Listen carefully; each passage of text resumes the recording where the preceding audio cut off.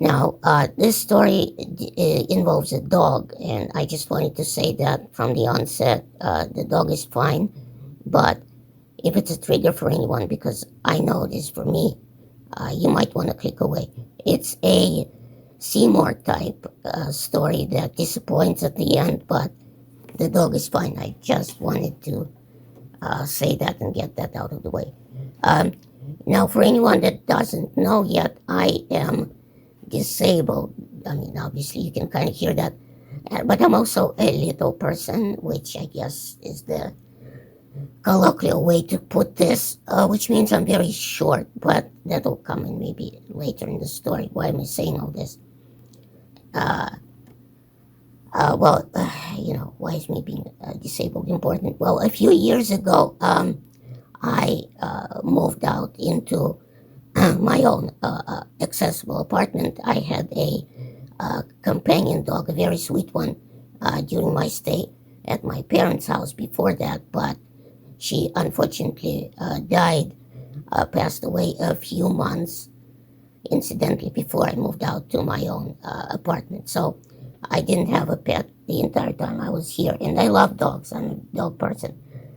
So I moved out and had some more health issues on my own here since then, like my second throat surgery, which, as you can, plainly hear, left me with nearly no voice and, constant aspirating of liquids when I swallowed them. And I had a very real chance, of eating through a straw for the rest of my life after this was cut out of me. Now, I decided not to wait for 2 years for another companion dog to be raised at the farm and save a dog from a shelter because I really wanted a pet to just to have someone there, and this wasn't really, you might think I just walked into a shelter and said, yes, I'm going to get a dog. This wasn't an entirely spontaneous decision because this is how I know that it should have worked because I talked it over, and I'm not just the only crazy one here. I talked it over with a couple of other people close to me, my siblings and such. And I got the house ready. I thought I had it. The thing is, I talked before that, again, I talked to the service dog farm representatives, and what they told me was quite disheartening because what they told me was that they raise companion and service dogs. Now, here's the thing. Pardon, I hit my phone there for a second with the microphone. Service dogs registration right now is closed due to COVID and lack of funds and supplies.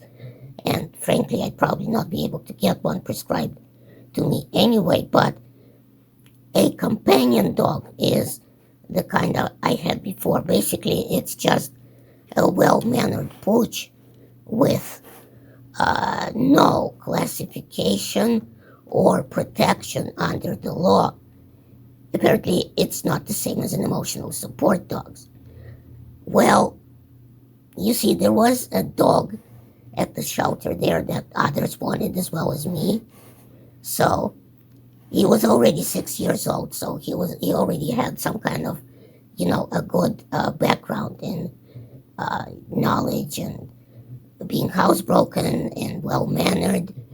He lived with an old guy before who gave him up because he apparently got cancer and went to a hospice. So, he knows not to push, slob, or jump on things, bark, steal food. And like I said, others wanted him at the time. He was even classified as an MVP by the shelter because of his good temperament. I mean, this goober was just standing there smiling in his cage, when I walked in. All the other dogs were barking and jumping, and this goober just standing there looking at me, panting, smiling, like,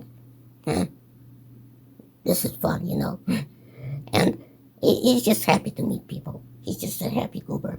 And I had to go home and sleep on it to make sure I, came back after the weekend. And when I did, by the way, I overheard another family go in before me to the adoption counselor's office, and they said his name, the dog's name, and my heart just sank because I was already hoping to adopt him right there, and I think, well, now I'm going to get an Uber and go home with my attendant, and for some reason I stayed. I don't remember if we had to go to the bathroom or just stayed there for a few minutes. Then the people come out and they leave without the dog. And I'm told by the adoptions counselor that they didn't go through with it.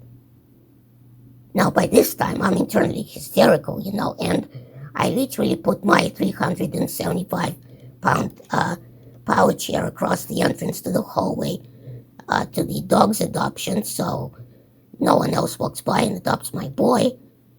I have a photo of it somewhere, but I can't find it right now. My attendant actually snapped a photo of me standing there across the hallway. Now, so after that, I adopt my boy, and now we both have stupid grins in our stomachs. We get home with my attendant, with Uber issues, but that's beside the point. We want to start our lives, at least I do. I'm not afraid to be left alone with this 110-pound goober at night, on my wheelchair. I feel confident, and, everything just seems to line up. He loves getting brushed. He loves ice cubes. He's very docile. Now, the neighbor has a quote-unquote service dog or whatever he calls it that started barking at him as, scowling, I guess. And my boy just didn't even pay no mind to this dog. He just didn't even pay no attention. He loved me smoking weed, And unfortunately, other people are not as nice as we know. They started spamming the office, the manager's office, with complaints.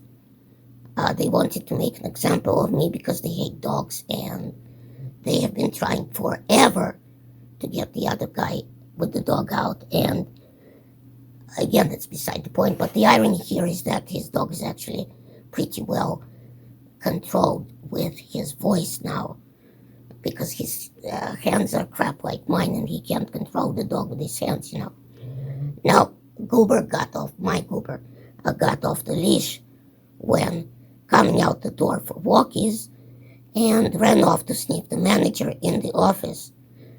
I don't remember exactly what happened to the leash. It's all a nauseous blur right now, but as soon as it happened, I knew it was all over. My manager, or maybe it was someone else later, told me that her kids are allergic to dog hair. Yep, so, I really loved him. I recognized that I was selfish, and he deserved better, much better than I could give him. I drove him back in an Uber, bought a bottle of whiskey, and I cried.